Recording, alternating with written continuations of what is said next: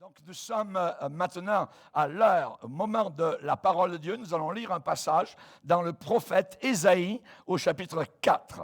Ésaïe chapitre 4 est une prophétie sur la fin des temps, sur le temps actuel dans lequel nous nous trouvons. Et nous allons lire à partir du verset 2.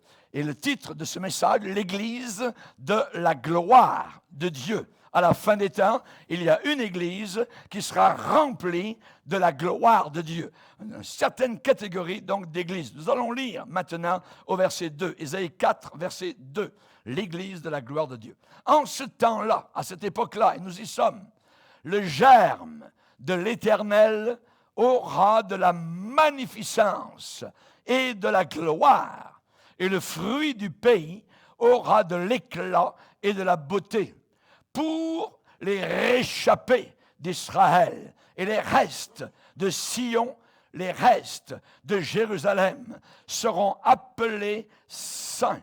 Quiconque à Jérusalem sera inscrit parmi les vivants après que le Seigneur aura lavé les ordures des filles de Sion et purifié Jérusalem du sang qui est au milieu d'elle, par le souffle, par le rouage, par l'esprit de la justice et par le souffle, l'esprit de la destruction. L'Éternel établira sur toute l'étendue de la montagne de Sion et sur ses lieux d'assemblée, de rassemblement, une nuée fumante pendant le jour et un feu de flamme éclatante pendant la nuit. Car tout ce qui est glorieux sera mis à couvert. Il y aura un abri pour donner de l'ombre contre la chaleur du jour, pour servir de refuge et d'asile contre l'orage et la pluie. Amen et amen. Seigneur, nous te bénissons. Si nous t'invoquons, c'est parce que nous sommes tes enfants. C'est parce que nous sommes parvenus à la fin des siècles. Nous te bénissons d'avoir décrit l'Église de la fin des temps, celle qui sera remplie de ton Saint-Esprit. Nous savons qu'en même temps s'élève une Église prostituée, une Église d'ordure, une Église de saleté. Et aujourd'hui, nous désirons, Seigneur, voir comment tu vas bénir ceux qui resteront fidèles jusqu'à la fin, ceux qui serreront ta parole dans leur cœur, afin de ne pas pécher contre toi. Nous prions, Seigneur, de toucher ceux et celles qui nous écoutent en Amérique du Nord et du Sud, en Europe, au travers de l'Afrique, au travers de la Russie et jusqu'au Japon, en Chine aussi, dans le nom puissant de Christ Jésus. Amen et amen. Et tout le peuple dit amen. Amen. On peut s'asseoir, frères et sœurs, chers amis. L'Église de la gloire de Dieu. Il y a quelque temps, j'ai fait un message sur le verset 1er du même chapitre, parlant de l'Église apostate, qui, elle, tout ce qu'elle désire, c'est manger leur propre pain et se vêtir de leurs propres habits. Ce sont des gens qui ne veulent plus du pain de Dieu. Ils ont leur pain à eux, leur façon d'agir, leur façon de faire à eux, et se revêtir non plus de la justice de Christ, mais se revêtir de leurs propres vêtements, qui ne sont que des feuilles de figuier, comme Adam et Ève ont essayé de se couvrir devant la puissance de Dieu qui était en face d'eux alors qu'ils étaient découverts et pécheurs. La gloire de Dieu dans l'Église dans les derniers jours. Cela va être le sujet du matin et du soir. Il est dit en ce temps-là, et nous y sommes, le germe de l'Éternel aura de la magnificence et de la gloire. Ça veut dire, d'autres versions disent, en ce temps-là, la branche de l'Éternel, le germe de l'Éternel. Cette branche sera belle et glorieuse. et le fruit de la terre aura l'éclat et la beauté.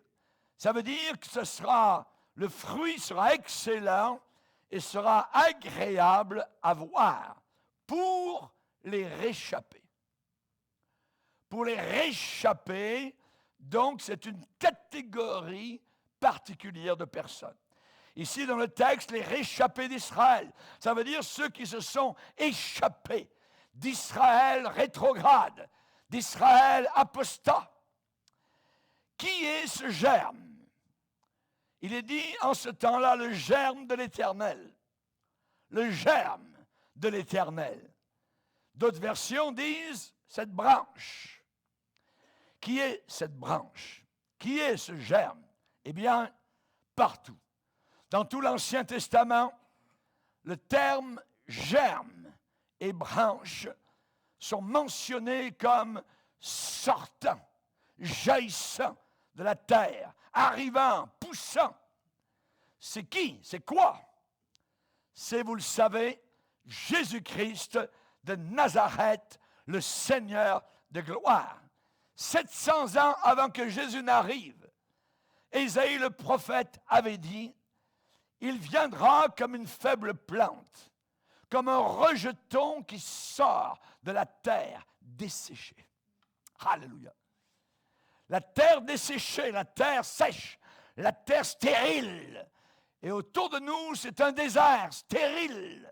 Et c'est au milieu de ce désert que Jésus vient, que Jésus jaillit. Il s'appelle le germe, le rejeton. Jérémie 23 nous donne la même expression lorsqu'il est dit, voici les jours viennent, dit l'Éternel, où je susciterai à David un germe juste. Un germe juste. Jérémie 33, verset 15, nous dit, je ferai éclore à David un germe de justice. Il pratiquera la justice et l'équité dans le pays. Un germe, Jésus-Christ. Zacharie parle aussi de la même expression. Au chapitre 3, il va déclarer, au chapitre 6, verset 12, ainsi parle l'Éternel des armées, voici un homme dont le nom est germe, germera dans son lieu, et il bâtira le temple de l'Éternel, il bâtira le temple de l'Éternel, il portera les insignes de la majesté. Il s'assiera et dominera sur son trône. Il sera sacrificateur sur son trône. Alléluia. Le germe est un sacrificateur. Le germe est un roi. Le germe bâtit le temple. Je bâtirai mon église, a dit Jésus. Et les portes du diable, les portes de l'enfer n'auront pas la victoire sur, évidemment, l'église du Seigneur. Alléluia. Jésus est le germe. Et selon Ésaïe, à la fin des temps, et nous y sommes, il y aura une église à qui Dieu va se manifester avec gloire et avec magnificence de façon belle et de façon glorieuse. Alléluia. D'une façon agréable à voir. Est-ce que c'était agréable de chanter ce matin? Était-ce agréable d'adorer ce matin, de pleurer devant Dieu, de bénir ce Sauveur, sa présence qui descend au milieu de nous? Oh, certainement qu'il est bon, qu'il est doux, qu'il est agréable pour des frères et des sœurs de venir se rassembler sous la protection du Seigneur. Alléluia. Agréable, magnifique, excellent. Voilà les mots que Ésaïe emploie. Ces gens, ces églises de la gloire de Dieu de la fin des temps, eh bien, dans ces églises, ces chrétiens ont une motivation. Leur motivation, elle est uniquement, exclusivement et seulement envers Jésus. C'est Jésus qui va régner dans ce genre d'église. L'autre genre d'église, c'est le genre d'église Laodicée. Je suis riche, je me suis enrichi, je n'ai besoin de rien. Et le Seigneur de dire, tu ne sais pas que tu es pauvre. Tu es paupérisé. Tu es aveugle. Et tu es nu devant la majesté puissante de Dieu. Voilà, le Seigneur a dit, je te vomirai. Je te vomirai, je te rejetterai. Il y a tout un système d'église qui sera rejeté de la part du Seigneur. Et en même temps, parallèlement, un autre genre d'église, l'église de la gloire de Dieu, église genre type Philadelphie.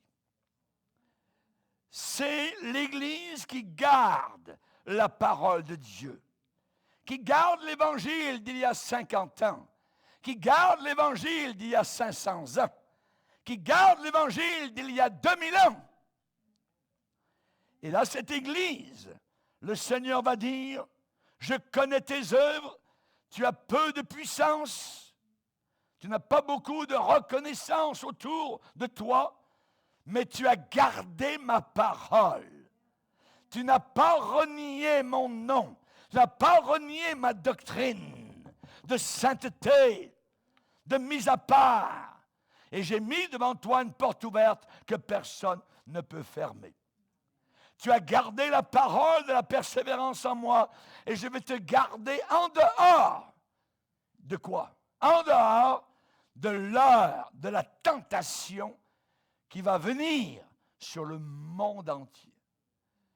Donc, une heure de mondialisation où toute la planète Terre sera éprouvée. Mais je vais t'en garder. Ça veut dire que je vais t'enlever de cela.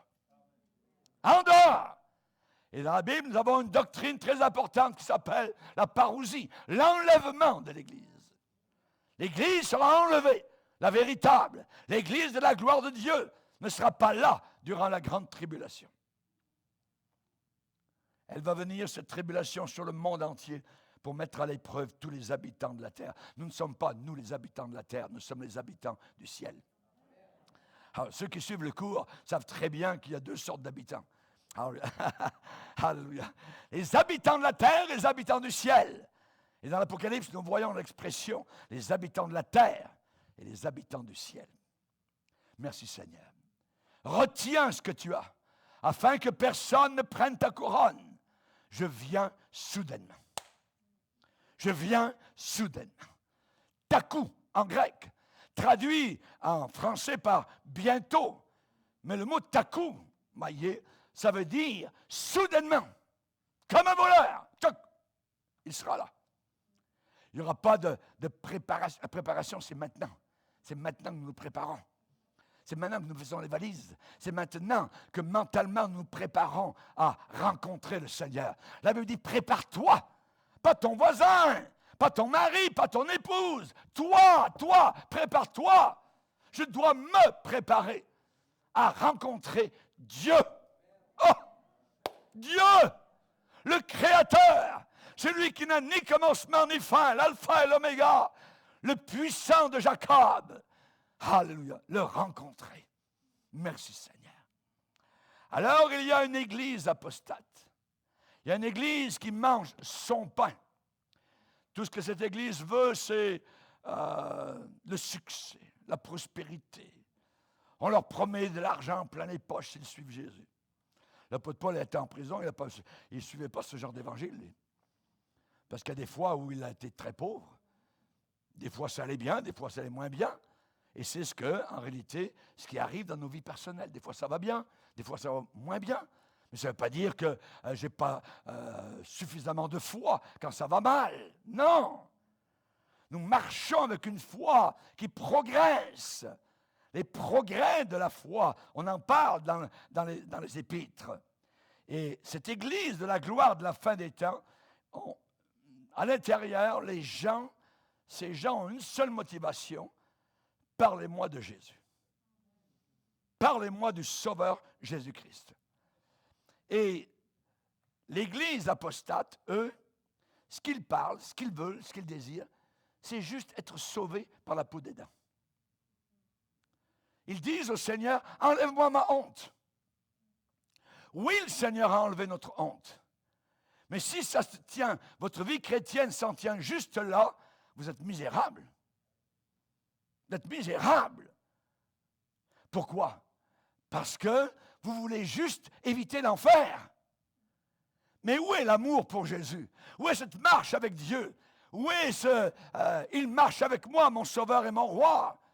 J'entre dans le jardin alors que la rosée tombe sur les brins de fleurs. Hein, ces moments avec Jésus, où sont-ils?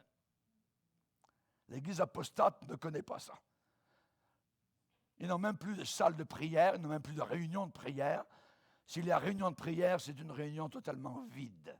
Et ça montre à quel point ils ne sont pas spirituels. L'Église de la gloire de Dieu, elle sera passionnément en amour avec Jésus. Et nous le verrons déjà avec les yeux de la foi, selon les mots d'Ésaïe, comme glorieux, désirable, formidable, magnifique. Magnifique est le Seigneur. Tout mon cœur pour chanter Dieu. On ne vient pas à l'église, le cœur à moitié, les lèvres pendantes, avec un bout de cigarette quasiment qui est encore là. Non. Magnifique est le Seigneur. Il baptise de l'Esprit. Les malades, il les guérit. Que puissance, honneur et gloire reviennent au Dieu trois fois saint. Alléluia. Actuellement, maintenant, dans les jours que nous vivons, sur terre, il y a une église. Un reste qui ne désire rien d'autre que Jésus. Moïse a dit, après avoir traversé la mer Rouge, « Qui est comme toi parmi les dieux? Qui est comme toi parmi les dieux? » Il n'y a que toi, Seigneur, capable d'ouvrir une mer pour laisser passer ton peuple à sec. Qu'a ton bien-aimé plus que d'autres? Mon bien-aimé, il a plus. Il est au superlatif. Son nom est merveilleux, son nom est glorieux. Bouddha, à la fin de sa vie, disait, « Je cherche encore la vérité. » Jésus a dit, « Je suis la vérité. » Alléluia! Gloire à Dieu. Quand vous êtes en Jésus, vous êtes dans la vérité. Merci Seigneur. Paul a dit aux Corinthiens, « Je n'ai pas eu la pensée, d'autre pensée, que de savoir parmi vous autre chose que Jésus-Christ. » Le centre du message doit être Jésus. En sortant de l'assemblée, on ne doit jamais dire « Oh, quel grand homme !» Si vous dites ça, alors ça ne marche pas.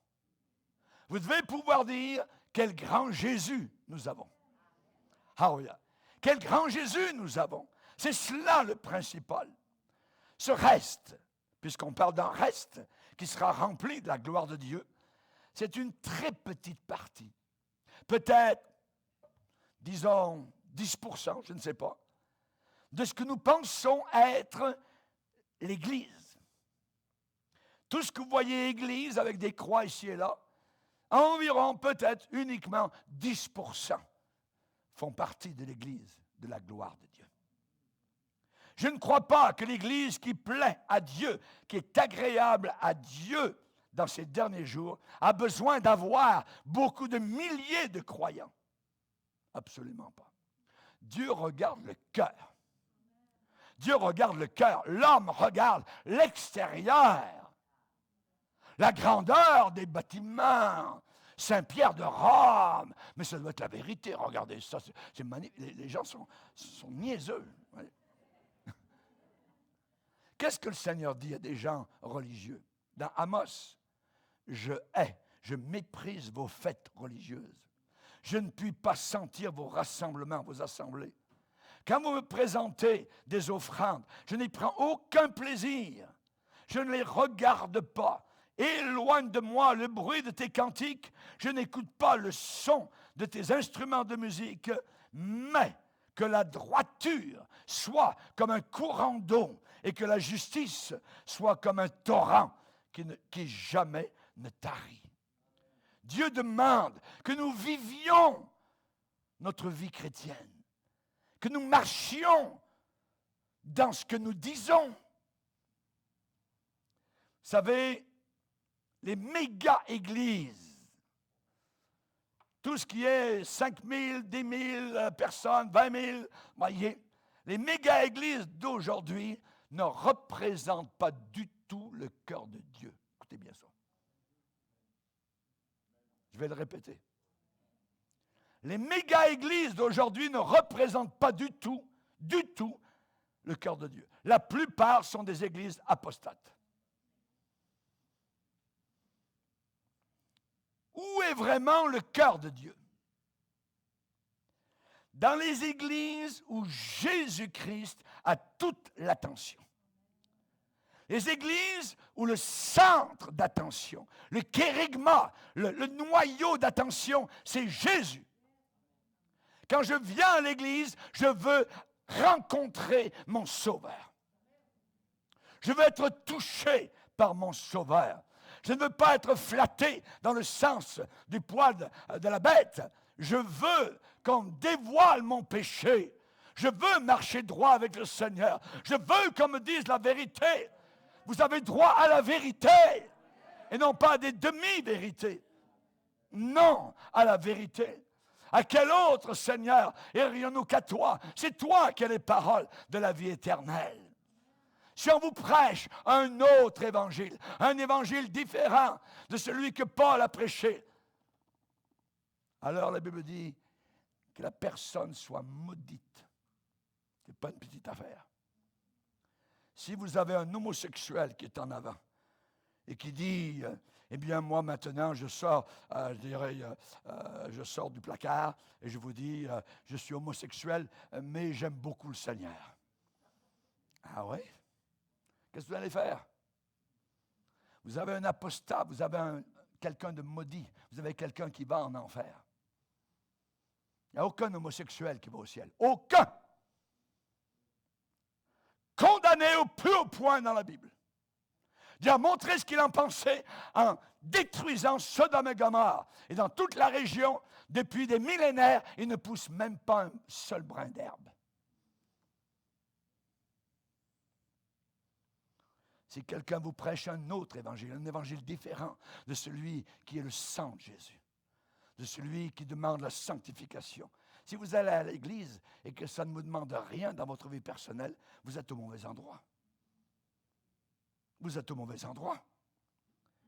Où est vraiment le cœur de Dieu? Là où tout est basé sur la prédication de la croix. Une vie crucifiée à ce monde. Là où tout est bâti sur la présence de Jésus. Là où tout est construit sur le caractère de Jésus. L'Église de la gloire de Dieu, de la fin des temps, est une Église christocentrique. Centrée sur Christ. Centrée sur Jésus.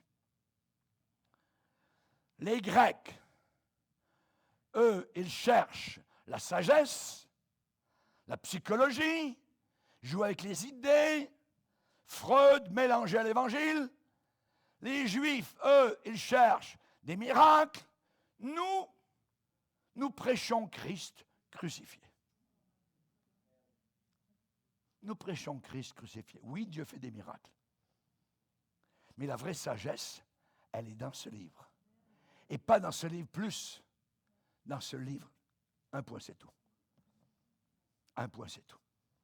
Le cœur de Dieu sera révélé à ces assemblées qui sont en amour avec son Fils, où l'attention est totalement et complètement sur Jésus. Il n'y a pas d'autre fondement que Jésus-Christ dans la véritable Église de Dieu.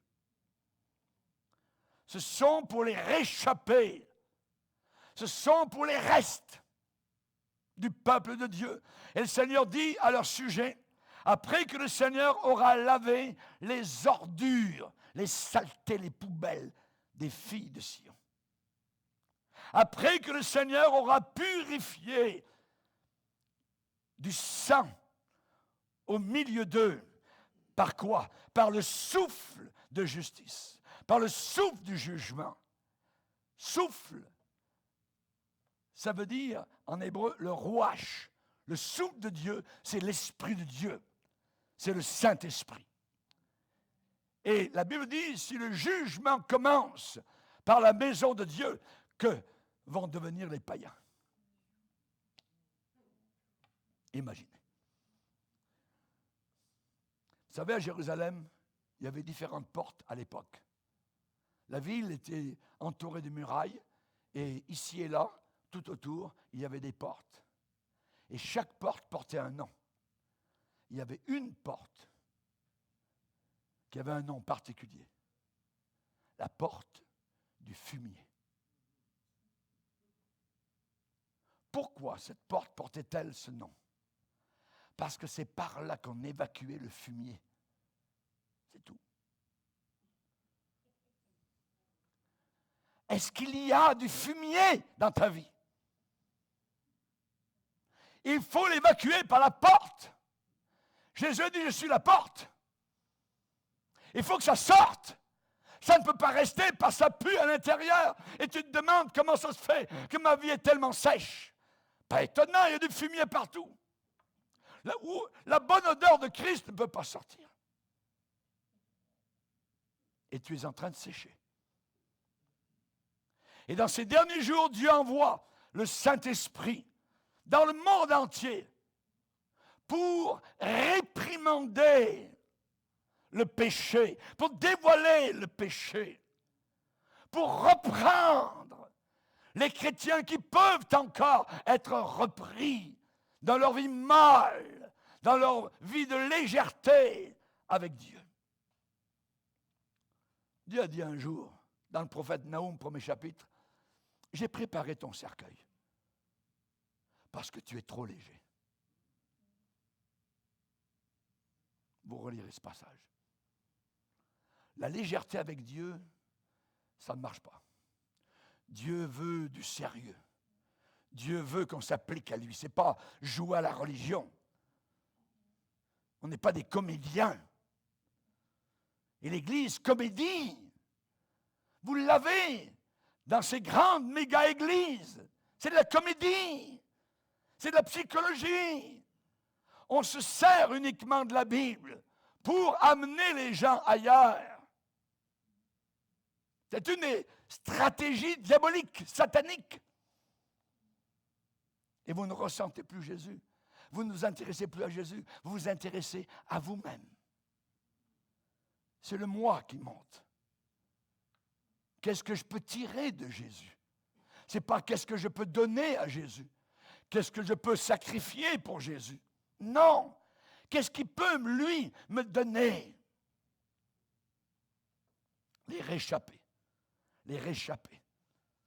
Il y a beaucoup de ceux qui entendent cette parole brûlante, convaincante, cette parole de condamnation du péché.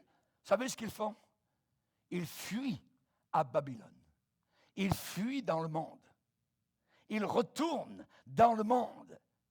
Et s'ils ne retournent pas dans le monde en quittant l'Église, ils amènent le monde dans l'Église. Le bateau sur l'eau, très bien. L'eau dans le bateau, très mal. Beaucoup fuient vers Babylone. Ils fuient dans la mondanité, ils sont emportés à tout vent de doctrine. Ils sont emmenés en esclavage. Ils sont prisonniers. Paul a un terme particulier. Il va le dire au Galates chapitre 3. Qui vous a fasciné? Ce mot fasciné, c'est un terme occulte. C'est un terme de quelqu'un qu'on captive, qu'on a séduit et qu'on emmène loin d'eux. Qui vous a fasciné? Qui vous a séduit? Vous avez commencé par l'esprit et maintenant, vous voulez finir par la chair? Par la chair? La chair ne sert de rien. L'intellectualisme ne sert de rien dans l'Église de Dieu. Rien. C'est l'Esprit, le Saint-Esprit qui donne la vie. Et j'aimerais vous dire, sans prophétiser, qu'il va rester seulement un petit reste. C'est un pléonasme, mais c'est une réalité. Il va rester seulement un reste. Un reste qui va demeurer dans la parole de Dieu. N'oubliez pas, Jésus a prophétisé, l'amour du plus grand nombre se refroidira. Ça veut dire l'amour de la majorité. L'amour de quoi? L'amour de Dieu. L'amour pour la véritable Église. L'amour pour la vraie parole. Se refroidira de façon générale. Alors, je veux faire partie non pas de la majorité, mais de la minorité qui reste attachée à la parole de Dieu. Timothée, tu sais que dans les derniers jours, il y aura des temps très difficiles, diaboliques. Les hommes seront égoïstes, amis de l'argent, fanfarons, hautains, blasphémateurs, rebelles à leurs parents, ingrats, irreligieux, insensibles, déloyaux, calomniateurs, intempérants, ils seront cruels, ennemis des gens de bien, ils seront traîtres, ils seront emportés, enflés d'orgueil. Ils aimeront le plaisir plus que Dieu. Ils auront l'apparence.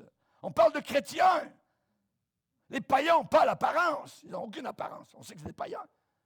Mais on parle des chrétiens. Ils auront l'apparence à la fin des temps de la piété. Mais ils en renieront ce qui en fait la force.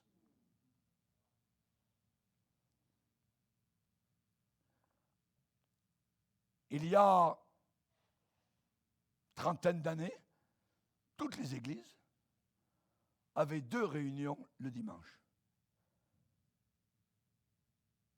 Il y avait quasiment autant de monde le matin que le soir. Et nous avons vu, mon épouse et moi-même, au travers des années, une église commencer à enlever la réunion du soir. Aujourd'hui, la plupart n'ont qu'une seule réunion. Que faites-vous si vous vivez avec un seul repas par semaine? Vous devenez maigrichon, squelettique, et un jour vous mourrez. La Bible parle d'ordure. Le mot est dur, le mot est vrai. D'ordure, de saleté, que le Seigneur va laver par la puissance du Saint-Esprit. On parle du souffle de destruction, c'est le mot. Dieu veut détruire le péché en nous, chrétiens. Dieu veut purifier, veut nettoyer, veut balayer. Que le vent du Saint-Esprit balaye ces lieux, dit un cantique. Dans beaucoup d'églises, ce vent est inexistant. C'est le calme d'un cimetière. Il n'y a pas de vent.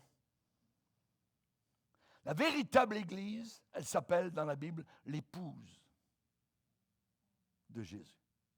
L'épouse. Elle est fidèle dans les derniers jours. Et je dirais que elle ne sera pas uniquement une Église pardonnée, mais elle sera une Église remplie de la gloire de Dieu. Avant que l'enlèvement qui est proche arrive, je crois que la gloire de Dieu véritable descendra sur une minorité de chrétiens qui seront restés fidèles quand les autres étaient infidèles. Or, celui qui peut vous préserver de toute chute et vous faire paraître devant sa gloire, irrépréhensible et dans l'allégresse. Dans l'allégresse. Si vous n'êtes pas déjà dans l'allégresse ici-bas, comment serez-vous dans l'allégresse devant le trône de Dieu? Si vous n'aimez pas la maison de Dieu sur la terre, comment allez-vous aimer la maison de Dieu là-haut dans le ciel? La Bible dit, afin de faire paraître devant lui cette Église glorieuse. Le mot est là. Ça veut dire pleine de la gloire de Dieu. Glorieuse, sans tache ni ride. Les rides prouvent le vieillissement. Une Église qui reste jeune. Une Église qui vit avec son Dieu déjà l'éternité dans le cœur. ni ride, ni rien de semblable, mais sainte et irrépréhensible. La sainteté convient à ta maison, disait Daniel à la réunion de prière vendredi soir. Merci Seigneur. Ce sera une église sainte, une église sanctifiée, purifiée par le feu brûlant de la parole de Dieu, convaincante, l'épée qui perce les abcès, fait sortir le pu de nos cœurs, qui convainc. La Bible dit achevez votre sanctification. Achevez votre sanctification dans la crainte de Dieu. La sainteté convient à sa maison. Sans la sanctification, personne ne pourra voir le Seigneur. Rendez-vous compte? C'est une grande vérité que je viens de dire. Sans la sanctification, personne ne pourra voir le Seigneur. Il faut être mis à part, sanctifié, pour vivre avec le Seigneur. Que celui qui est saint se sanctifie encore plus que celui qui est pourri, qui est sale, qui est plein d'ordures, qui continue à se vautrer dans son bourbier. La Bible dit que le Seigneur, à la fin des temps, sera comme le feu du fondeur, comme la potasse des foulons. Il s'assiera, il fondra, il purifiera l'argent. Il purifiera ses enfants sincères, authentiques. Il les épurera comme on épure l'or et l'argent. Et c'est le moment où le jugement va commencer par la maison de Dieu. Si c'est par nous qu'il commence, imaginez quelle sera la fin de ceux qui n'obéissent pas à l'Évangile. Ce qui caractérise le peuple de Dieu, c'est la sainteté et la pureté, pas l'apparence. Pas l'apparence. Le Seigneur, lui, il a des rayons X, il voit à l'intérieur. À l'intérieur. L'homme regarde l'extérieur, Dieu regarde le cœur. Il est dit, les restes de Sion seront appelés saints. Les restes de Sion seront appelés saints. Les restes, nous sommes les restes. Et nous voulons demeurer les restes. Il est dit, quiconque à Jérusalem sera inscrit parmi les vivants. Oh, pasteur, ça parle de l'Israël ancien. Vous voyez, on parle de Jérusalem, on parle de Sion. Donc cette prophétie, elle est pour la population de Jérusalem, pour les Juifs, à une certaine époque de l'histoire humaine. Non. Non. Pourquoi? Parce que considérez ce que la Bible dit ailleurs. Galates 4, verset 26, il est dit, la Jérusalem d'en haut, elle est libre. C'est notre maman à tous. La Jérusalem d'en haut. La Jérusalem d'en haut. Hébreux 12, 22. Vous vous êtes approchés de la montagne de Sion. Peuple de Sion. C'est nous les chrétiens. Nous sommes approchés de la montagne de Sion, de la cité du Dieu vivant, la Jérusalem céleste. C'est une Jérusalem nouvelle et céleste. C'est la ville spirituelle qui est la mère de tous les croyants. À Philadelphie, eh bien, ce genre de chrétiens, et nous en faisons partie, je veux le croire, nous aurons sur nous écrit le nom de notre Dieu. Comme Satan va marquer la population de la terre à la fin des temps pour l'enfer, tous ceux qui prendront la marque descendent en enfer. Nous aurons sur nous pour l'éternité le nom de notre Dieu et de la ville de notre Dieu. C'est de cela dont parle Ésaïe. Il y a un reste aujourd'hui qui est attaché. Je dis bien attaché, enchaîné aux choses d'en haut. Les choses d'en haut et non pas celles qui sont sur la terre. Quand vous avez cru, vous êtes nés de nouveau. Quand vous avez cru, vous êtes nés en Sion. Quand vous avez cru, votre nom a été inscrit là-haut, dans le livre de vie. Alléluia. Et ceux qui sont intimes avec Jésus, ceux qui sont proches de Jésus, ceux qui appartiennent à Jésus, sont connus en Sion comme les filles de Dieu et comme les fils de Dieu. Le Seigneur connaît ceux qui lui appartiennent. L'appartenance. À qui appartiens-tu? À Satan, tout en te disant que tu es chrétien? C'est dangereux. Seigneur, on a fait des miracles en ton nom pour toi. Je ne vous connais pas. Le Seigneur connaît ceux qui lui appartiennent. Même les démons nous connaissent. Un démon un jour a dit, je sais qui est Paul. Et toi, qui es-tu? Pop. C'est mis à le battre. Même les anges nous connaissent. Ils ont été envoyés pour exercer un service en faveur de ceux qui doivent hériter du salut. Nous sommes connus en haut. Et la meilleure évidence, je dirais la plus belle, c'est Ésaïe parle de l'Église des derniers jours. Ésaïe a prédit que Dieu va créer un nouveau pilier. Vous vous rappelez dans le désert, quand le peuple d'Israël marchait, la nuit, il y avait une immense flamme de feu qui montait jusqu'au ciel. Et ça éclairait, imaginez, environ 2 millions de personnes. C'est comme si vous aviez au-dessus de Montréal un immense pilier de feu qui monte et qui éclaire tous les gens. C'est ce qui arrivait dans le désert. Et dans la journée, quand il fait 50 degrés Celsius, eh bien Dieu a envoyé un nuage de gloire. La gloire Shekinah qui reposait sur tout le camp d'Israël. Et ici, relisez ce que Dieu va faire pour l'Église de la fin des temps. Il parle des lieux de rassemblement à la fin des temps. Ésaïe 4, verset 5. L'Éternel établira, ça veut dire qu'il va créer sur toute l'étendue de la montagne de Sion et sur ses lieux d'assemblée. Ça veut dire sur ses assemblées, ses rassemblements. Quoi? Qu'est-ce qu'il va établir? Qu'est-ce qu'il va créer? Une nuée fumante. Ça veut dire un nuage et de la fumée pendant le jour. Et un feu de flamme éclatante, brillante, pendant la nuit. Car tout ce qui est glorieux sera mis à couvert. En anglais, la version King James déclare, surtout la gloire sera une défense, une protection. Alléluia! La gloire de Dieu est une protection. Ce lieu est protégé. Alléluia. Merci Seigneur. On n'a pas besoin d'avoir 4 gardiens maillés avec des costumes noirs. Non. On a 4 gardiens en vêtements blancs aux 4 coins de l'assemblée. Alléluia. Amen. Que Dieu soit glorifié. Merci Seigneur. Alléluia. Quand Ésaïe a prophétisé cette chose, eh bien, le pilier et la nuée du désert avaient disparu depuis longtemps. Ça faisait des centaines d'années. Ça n'existait plus. De toute évidence, ce devait être quelque chose qui devait être créé plus tard. Une chose neuve que le Seigneur allait faire. Et cette nuée, rappelez-vous, elle donnait la direction au peuple d'Israël dans le désert.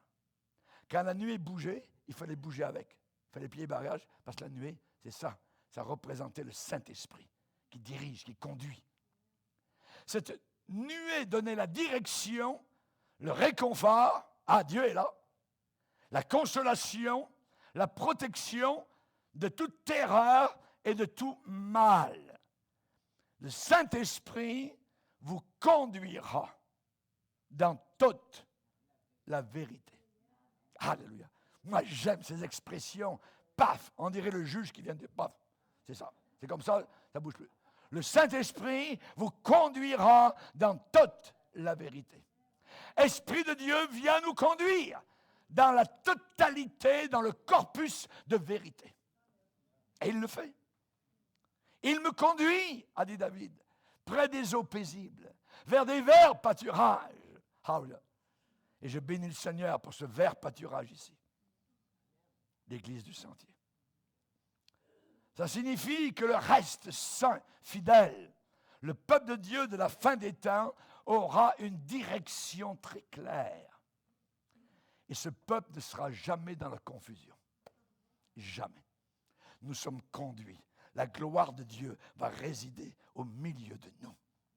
Quand toute chose autour de ces gens-là, cette genre d'église fidèle, quand toutes les choses tournent en sens contraire, quand tout sera en train de s'écrouler, eh bien, ces gens-là, ils auront un nuage de gloire, un pilier, une colonne de feu pour les conduire et pour les diriger. Zacharie 2,5, je reste fidèle à l'alliance, dit le Seigneur. Mon Saint-Esprit est au milieu de vous. Ne craignez pas. Ne craignez pas. Coronavirus? Voyons donc. Attendez, c'est rien. Ne craignez pas, dit le Seigneur. Il me dirige près des eaux paisibles. Dieu de dire, je vais t'instruire. Et je vais te montrer la voie que tu dois suivre. Il y a une voie, il y a un chemin que nous devons suivre. Je vais te le montrer. Je te conseillerai, j'aurai le regard sur toi. Oh, c'est merveilleux.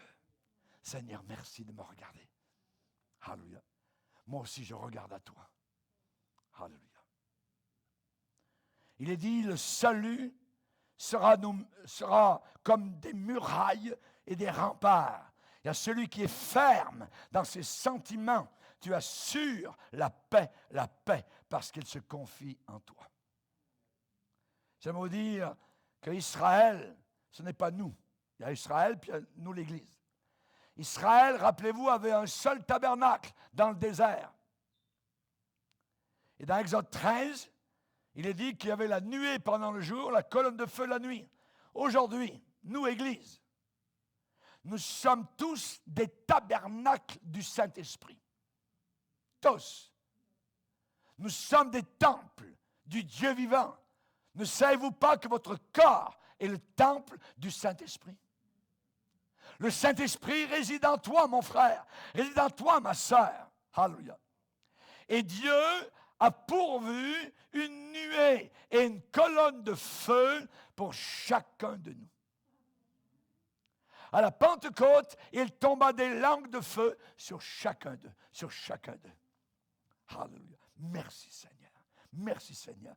Tout individu repentant, toute assemblée sainte possède la nuée du Saint-Esprit pour nous conduire pendant le jour. Et la colonne de feu du Saint-Esprit pour nous conduire pendant la nuit. Quand tout est obscur, quand on ne sait plus, il nous conduit quand même. Laisse-toi conduire, laisse-toi diriger. Ne fais pas à ta tête, ne sois pas un mulet têtu. C'est ce que le psaume 32 nous dit. Dieu dit, ne soyez pas comme une tête de mule. C'est ça que ça veut dire. Dieu a dit, j'aurai l'œil sur toi, quelle que soit la situation. Même dans les pires tempêtes de ta vie, je vais te donner une direction claire. Tu vas le savoir. Lui qui a créé la bouche, lui qui a créé notre langue et le parler, le langage, alors certainement qu'il est capable de se faire comprendre. Les musulmans disent que Dieu ne parle que l'arabe. Oh, mais quelle misère! Et moi, je ne sais pas l'arabe. Non! Dieu connaît toutes les langues. Et il sait nous parler. Mes brebis entendent ma voix, elles reconnaissent ma voix et elles me suivent. Et elles ne suivront pas un étranger. Elles ne suivront pas un étranger. Je t'instruirai. Je vais te montrer. Alléluia. Dieu dit, même dans les pires tempêtes, je vais te donner une direction très claire. Tu vas le savoir. Je vais te donner une colonne de feu pour te conduire aussi sûrement que je l'ai fait avec Israël dans le désert. Actuellement, il y a une tempête terrible qui est en train de faire rage. Dans notre monde chrétien, la confusion dans l'Église. Confusion. Beaucoup de gens, beaucoup de chrétiens sont confus. Pourquoi? Parce qu'il y a très peu de discernement. Le discernement est un don de Dieu. Que de fois j'ai entendu des gens dire « Oh, pasteur, moi j'ai le don de discernement. » Mon œil, on ne le dit même pas quand on l'a. Très peu de discernement, beaucoup de fausses doctrines, beaucoup de folie, beaucoup de chair. Dernièrement, il y a un pasteur d'église évangélique. Il a dit la Sainte Seine, c'est moi qui vais la prendre. Mais je vais la prendre juste pour vous. Vous ne la prendrez pas. C'est moi. Ah. on retombe à la messe. On retombe à la religion. Ça n'a aucun sens. Voyez. Les gens nous disent par téléphone, par email, on en reçoit toutes les semaines. Qu'est-ce qui se passe, pasteur? Je n'arrive pas à comprendre. Notre propre pasteur amène dans notre église des enseignants étranges, avec des enseignements bizarres. Tout cela est en train de diviser, de déchirer l'église en deux. Est-ce que c'est de Dieu ou ça ne l'est pas, pasteur? Dites-nous, s'il vous plaît. Nous ne savons plus qui croire. Quelle confusion. Quelle confusion. Vous arrivez un dimanche matin dans une église en Europe, dimanche matin là, ce n'est pas le pasteur qui prêchait, c'était le curé de l'endroit qui était venu. Devant des chrétiens qui avaient été délivrés de la religion catholique, maintenant c'était le curé qui était là. Une sœur a communiqué avec nous, elle nous a raconté son histoire et nous étions vraiment déboussolés. Nous venions d'Amérique du Sud, nous sommes des latinos, nous avons connu l'Église catholique romaine avec toutes ses erreurs, avec toutes ses folies, ainsi de suite. Et maintenant, c'est un curé qui vient nous enseigner. Et nous ne savions pas quoi faire. On a regardé sur Internet, on est tombé sur le pasteur Bourgier. L'Église catholique est-elle la vraie Église? On a regardé ça.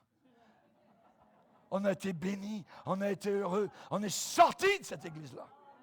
Alléluia! Gloire à Dieu! Merci Seigneur. Alléluia. Même dans les réunions de pasteurs, vous ne savez pas tout ce qui se passe dans les réunions de pasteurs. Mais dernièrement, une réunion de pasteurs, environ une cinquantaine de pasteurs. Et celui qui dirigeait a dit, voilà, on va terminer. Auparavant, on terminait toujours dans la prière, à genoux, devant le Seigneur, en train de le bénir, de le louer, de chercher le Seigneur pour repartir dans les églises. Maintenant, la direction a été donnée. Nous allons avoir une danse. Alors, vous les pasteurs qui êtes venus avec vos épouses, vous allez la prendre dans les bras et vous allez danser sur un cantique, tout ça. Aujourd'hui, c'est avec l'épouse, mais tout à l'heure, ce sera avec d'autres femmes, ainsi de suite. L'esprit d'adultère, l'esprit satanique qui se faufile au travers même des ouvriers du Seigneur. Un pasteur a déclaré un jour à un autre, je suis allé à une réunion, et dans cette réunion, les choses sont devenues tellement folles, la folie totale, que j'étais dans l'embarras. Les dirigeants de l'Église étaient presque effrayés. Ils ont dû se lever à un moment donné et dire, OK, ça suffit, ramenons tout cela à Jésus. Ramenez tout cela à Jésus. Mais au début, ces pasteurs avaient dit que tout ça, ça venait du Saint-Esprit. Ce que nous allons vivre dans cette réunion, ça vient tout du Saint-Esprit, c'est merveilleux, c'est une nouvelle chose qu'il fait. Puis bing, bang, on tombe les uns sur les autres, puis puis ainsi de suite, puis le vin nouveau, puis n'importe quoi. Obligés de dire, ramenons ça à Jésus, mais où sont-ils donc allés pour ramener ça à Jésus? La folie. S'ils avaient été avec Jésus au début, il n'y avait pas besoin de revenir. Quelle confusion, quelle dérive, quel égarement. Cette sorte de chose est effroyable. C'est Satan qui attaque directement l'Église du Seigneur. L'attention, le focus dans cette réunion n'aurait jamais dû être ailleurs que sur Jésus. Les gens disent, oh, il faut aller là-bas, c'est merveilleux, tout ça, il y a un grand réveil qui se passe dans telle ou telle église, c'est merveilleux, les gens tombent par terre à droite, à gauche. Je ne suis jamais tombé pas une seule fois de ma vie. 50 ans de ministère, et je ne veux pas tomber. Ézéchiel, le Seigneur lui a dit, tiens-toi debout sur tes pieds, je vais te parler. Reste debout sur tes pieds. J'aimerais vous dire une chose. Ma première question vis-à-vis de ce genre de choses, ma première question, est-ce que la parole de Dieu est prêchée avec feu et flamme? C'est une grande question. On a vu les bénéines arriver devant les foules dans les stades avec la Bible. Oh, c'est merveilleux, c'est un prédicateur. Il a la Bible. Puis au bout de 5 minutes, tout qui ferme, et puis là, le cinéma commence. Pendant 3 heures, bing, bang, boum, tout ça, et puis on tombe, on roule, on saute, ping-pong. Hein, c'est la folie. Montrez-moi ça dans les Écritures. C'est le diable, c'est l'hindouisme qui est en train de travailler. Les gourous hindous font des choses semblables. L'hypnotisme. Est-ce que la parole de Dieu est prêchée avec feu et flamme? Est-ce que les gens viennent sous la conviction de péché? Est-ce que les gens crient pour être purifiés, libérés de l'esprit de ce monde? Est-ce que la sainteté est le résultat de ce soi-disant réveil? Est-ce qu'il y a un message fort de réprimande? Est-ce que ça pousse les gens vers Jésus? Est-ce que toutes choses sont dirigées vers Jésus, sur Jésus? Jésus est-il la somme, l'addition de tout cela? Est-il glorifié dans ce genre de réunion et non pas l'homme? Dans une réunion où l'homme est glorifié, sortez de là. Sortez de là. Nous ne sommes pas dans le show business, nous sommes dans l'Église de Dieu. Il faut que Jésus grandisse, a dit Jean-Baptiste, et que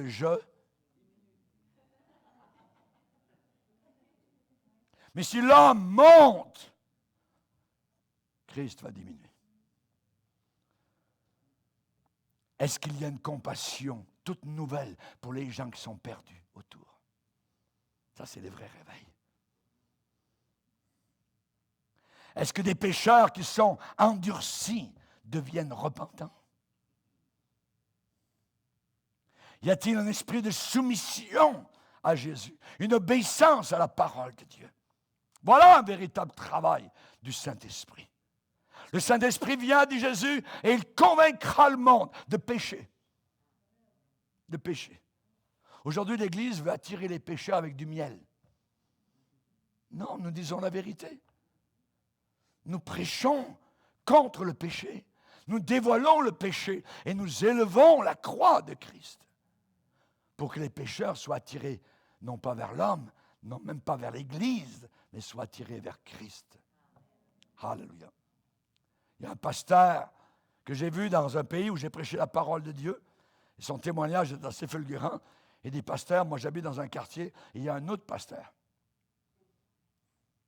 Et je sais où il habite l'appartement, je le vois. Et tous les soirs, il y a une nouvelle fille qui entre et qui sort.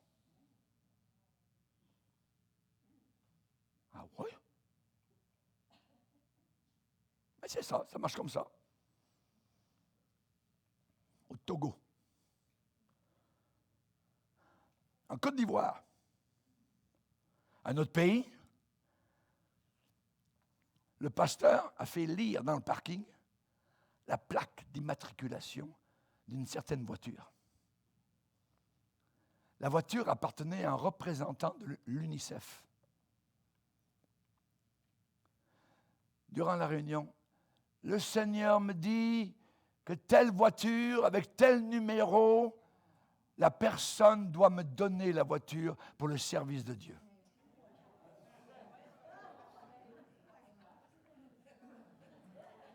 En avant, vous avez quoi? Un voleur. Vous avez un voleur. Un escroc. Quand la Bible dit, vous avez fait de ma maison une caverne de voleurs. Ce n'est pas un petit mot, c'est une réalité. Aujourd'hui, en Afrique, on vend du savon qui bénit. On arrose les gens avec du Coca-Cola comme représentant le sang de Jésus. On vend l'eau bénite de protection. Vous avez des prières à 50 $, à 20 $. Vous avez des prières à 10 $. Mais c'est l'Église catholique avec les indulgences, avec la vente de ces choses-là. Ça revient, ça remonte. Mais maintenant, c'est dans le camp évangélique, supposément. Il y a des églises, maintenant, ce sont des clubs de nuit où on danse, collés. C'est abominable. Quand Jésus a dit que l'apostasie doit arriver, elle n'arrive pas chez les païens, ils sont païens, mais à l'intérieur. À l'intérieur. Un pasteur dans une réunion est assis, le grand pasteur, des milliers de personnes. Et il y a 2 collaborateurs à sa droite. et 2 collaborateurs à sa gauche. Le pasteur est assis. Quand le pasteur se lève, les 2 d'ici tombent par terre et les 2 de là tombent par terre.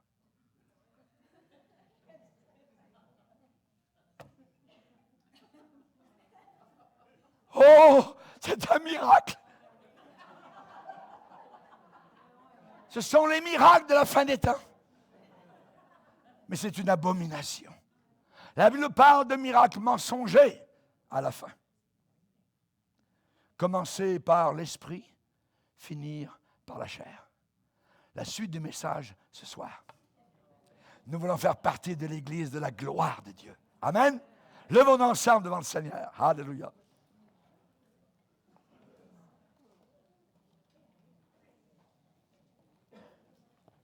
Alléluia. Gloire à ton nom, Seigneur. Nous voulons te bénir. Nous voulons te glorifier, t'adorer, Seigneur, car tu es celui que nous aimons, Seigneur. Et nous voulons t'aimer encore plus.